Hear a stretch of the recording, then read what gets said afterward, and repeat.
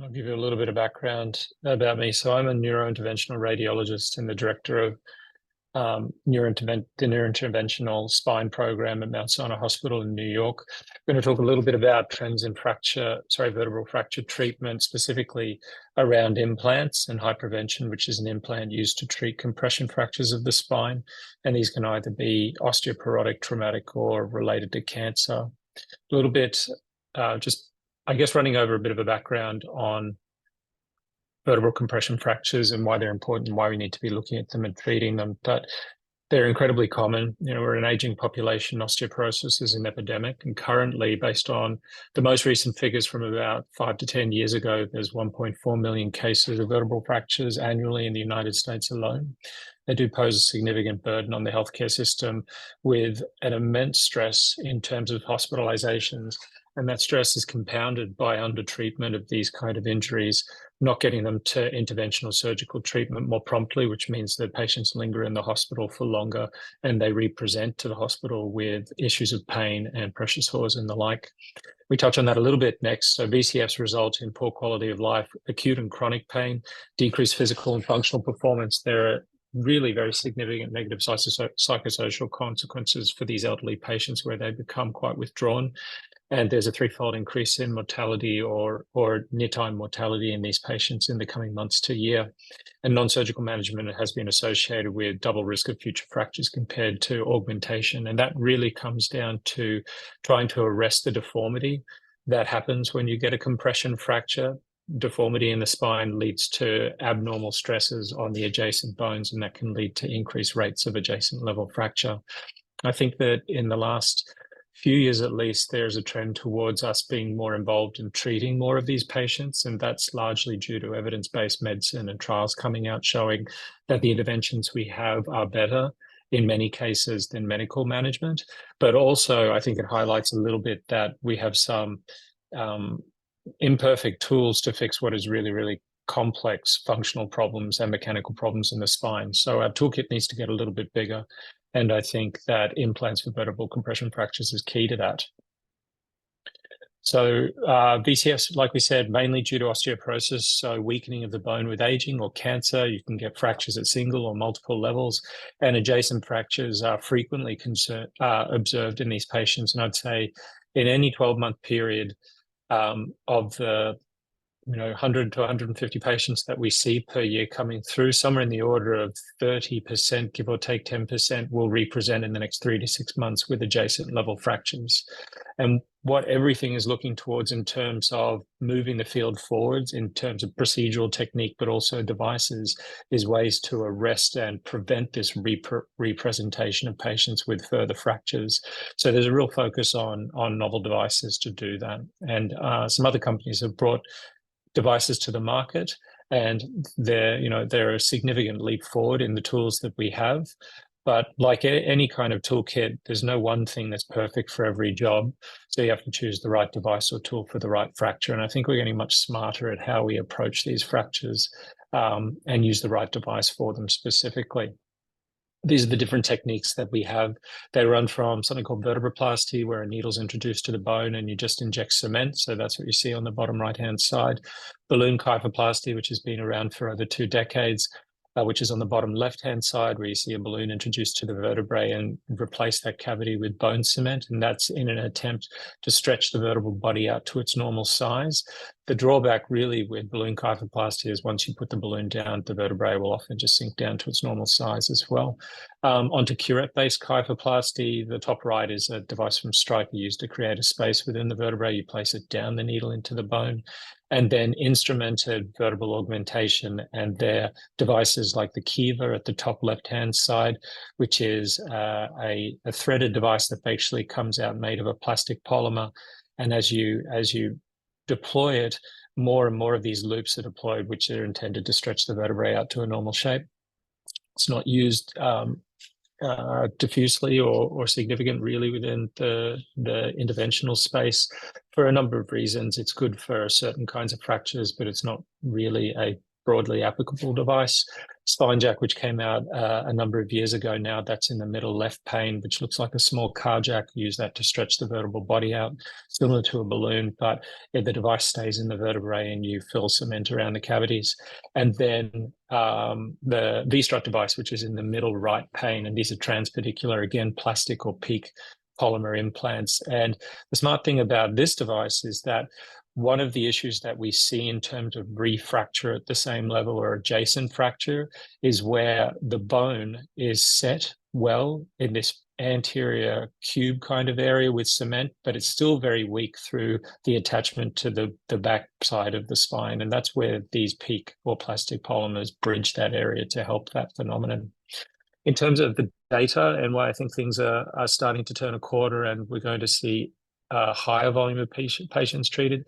This is just a busy slide, but it's color-coded, and these are all the prospective randomized controlled trials. So the highest quality data that we have in evidence-based medicine.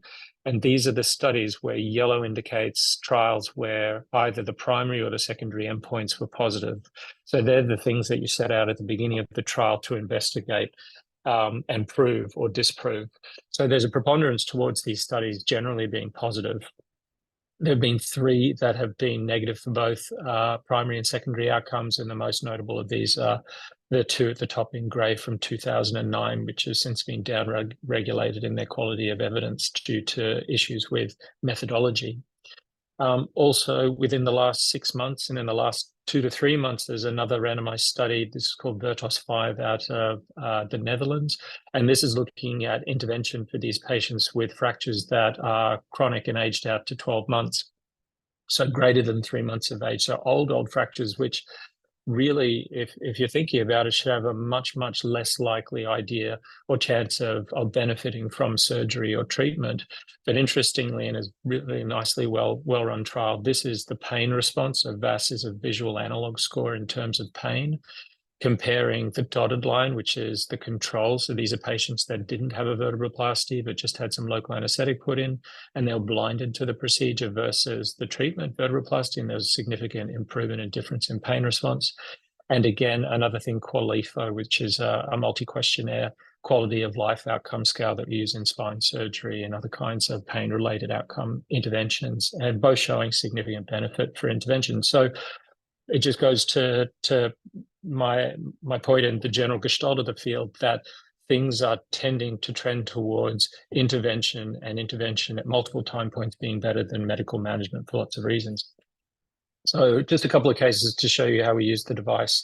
I've used this device for up to 2 years. And my relationship with hypervention is that I do some consulting, but I also have a industry-funded research grant which I proposed to the company to run a prospective clinical trial. Because the thing that really plagues me in my practice is trying to make sure that these patients don't come back with future fractures. And any kind of device or procedure or technique that moves that needle, I think is so incredibly valuable for what is, essentially thousands and thousands of patients. So these are some CAT scans on a patient. You see on the left-hand side, a normal vertebrae looks like a nice cube and there shouldn't be any kind of crack running through it. But if you could see my cursor, the 4th vertebrae up from the bottom, there's a big crack, and the one above that, it's flattened a little bit. So this patient had 2 fractures. And again, on the MRI, what you like to see is nice homogeneous color within each bone. And if you don't have homogeneous color, then you've got to explain why. And in this patient, there are 2 fractures. So this is an example of treating with a balloon at one level. And this is what the hypervention or the V-strut device looks like implanted before the cement is injected.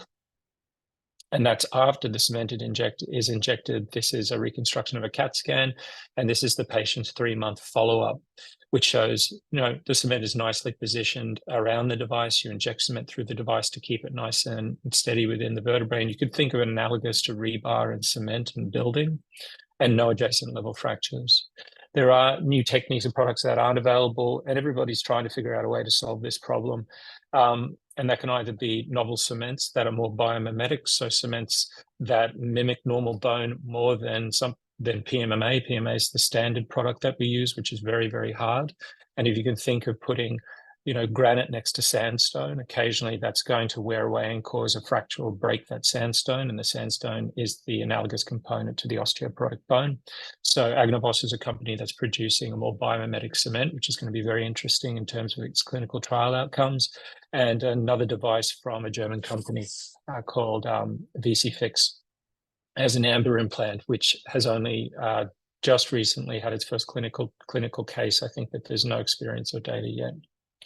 So this is more where I come in. So I have a post-market registry of all the cases that we've done so far in the United States for up to 38 patients, of which 25 or 26 have adequate quality follow-up for us to publish and talk a little bit about.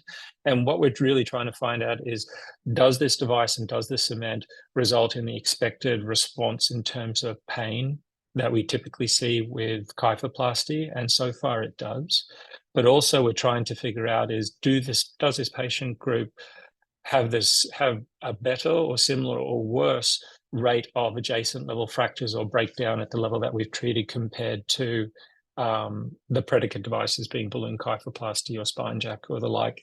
And it's very, very early on, but the data that we have that we're looking to publish very soon is very interesting, and it certainly raises the very, very reasonable question about doing larger, more prospective trials, because the rates of adjacent level fractures are really, really quite low, much lower than I've expected or seen in my practice. So it's interesting. It also has an indication for cancer. So again, this is just to paint a little bit of a picture of where we are in terms of the incidence of cancer patients at the moment within the US and how often bony disease is seen. So up to 2 million Americans diagnosed each year with cancer, and we're living longer, and the oncologic treatments in terms of adjuvant treatments, so medications, radiotherapy, immunotherapy is getting better and better, and a lot of these patients are being managed longer and longer. But up to 80% of cancer patients will develop bony disease, and this bony disease can lead to fractures, or it can threaten things like the spinal cord or spinal nerves. 10% develop these symptomatic spinal metastases, either from fracture or high calcium or compression on neural structures. So intervention for neoplastic disease is also becoming more common and more accepted and more complementary to the other physicians that work in the same field, be them oncologists or radiation oncologists. And I think it's becoming more of an accepted phenomenon that we all do things complementarily to help patients in the long run. And what's important is, radiation for cancer is the mainstay, especially with bony disease, but it's variable in terms of the response to radiation. Some cancers are well known not to respond, and some only partially respond. And if you think of that 1.9 million patients with cancer and 10% of them developing spinal mets that are symptomatic. In 2021, there was only a little bit over 7,000 tumor ablation procedures for all bones in the US based on Medicare data. And that's a massive discrepancy in the amount of patients with the symptomatic disease and those being treated. So I think there's a very, very large horizon of patients and volume of patients that are not being treated that will end up being treated as more data comes through. And as we talked about, spinal related events are common in patients with bone cancer, and these are the things that we're looking to fix and treat. And again, with these patients, what we talked about, radiotherapy is only variably effective. It's an essential adjunctive treatment, but it's not a carte blanche that it's going to treat all cancer or rapidly treat all pain. And that's where intervention for these spinal fractures with implants and radiofrequency and cement, or cement and radiofrequency alone, is going to become more and more commonplace, I think. So you look over here, this is just a way of describing the way in which radiation is delivered to kill tumors, but the overall pain response, and that's what patients really, really are interested in, is how quickly can their pain be treated and whether or not their local disease can be controlled. But the overall pain response is seen in only about 2/3 of patients for either kind of delivery, and about 1/3 get total pain relief. So there's a very, very significant proportion of patients that they still have pain, and that pain can be adequately helped and treated by what we do. This is a patient with cancer. He had a cancer called hepatocellular carcinoma involving one of the lower lumbar vertebrae. This is just some measuring to see adequacy for the device to be used and placed. These are images throughout the procedure showing access of the needles into the bone. These are the ablation probes that we use. These ablation probes will heat up to a temperature that will induce death of cells in the vicinity of a very specified burn zone. And we use that to control the local disease. This is with the devices being placed. This is what it looks like under fluoroscopy. And again, you can see the hyperprevention V-strut device with this little black dot at its most distal point. These are just some other images showing, again, placement. It's a very, very straightforward procedure for people that work and live around the spine in day-to-day practice. It's nothing that's beyond the normal kind of scope of things that we do. And this is with the cement placed. And again, there's some follow-up data, which I don't have, which shows control of the tumor and nice stability of the lesion. This is just the last slide, and just talks a little bit about who's doing it. As I said, I'm an interventional neuroradiologist, so I come into this pool of interventional radiologists up here. There's about 8,000 of registered interventional radiologists in the United States who are registered with SIR, which is the Society of Interventional Radiology, with about 10% performing spine procedures. There are about 3,500 registered neurosurgeons through the match program system, with 20% doing vertebroplasty and the like, which is about 700. And again, pain physicians, which is a very rapidly growing field, with a smaller percentage of patients doing vertebral augmentation. But I think that's going to grow as the devices become easier to use, and the volume becomes such that they're just going to be necessary to treat all these patients. So I think that there's, in summary, a lot of growth in the field. I think that we have a toolkit which is getting better and better. But what we've got is a very complex anatomic structure in the spine, and not all fractures are the same and not all cancers are the same. And we need a bigger toolkit with smarter devices to approach individual fractures and devise bespoke treatments for patients, with the idea being that at the end of everything, we're decreasing the rate of adjacent level fractures and we're treating the patient's pain faster. But I think in the long run, we're going to be seeing more patients in the coming years, and certainly out in the next 5 to 10 years.